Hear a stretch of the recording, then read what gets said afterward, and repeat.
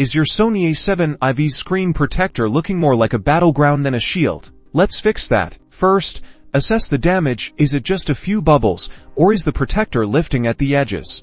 Knowing the extent of the problem helps determine the best approach. For simple bubbles, grab a clean microfiber cloth and a plastic card. Gently rub the cloth over the bubble, using the card to push the air towards the edge of the protector. If the protector is lifting, try carefully peeling back the corner. Use your fingernail or a thin plastic tool, being extremely cautious not to scratch the screen. Once lifted, use compressed air to blow away any dust or debris that might be preventing it from adhering smoothly. Slowly and carefully lay the protector back down, aligning it perfectly. Use the plastic card to smooth it out as you go, pushing out any new bubbles that form. Once the protector is back in place, give it a final buff with the microfiber cloth to ensure a clear, bubble-free view. If the protector is beyond repair, it's time for a replacement. Carefully remove the old protector entirely. Clean the screen thoroughly with a screen cleaning wipe and apply a new, high-quality screen protector following the included instructions for a crystal clear view. Now you can get back to capturing stunning images with your Sony A7 IV.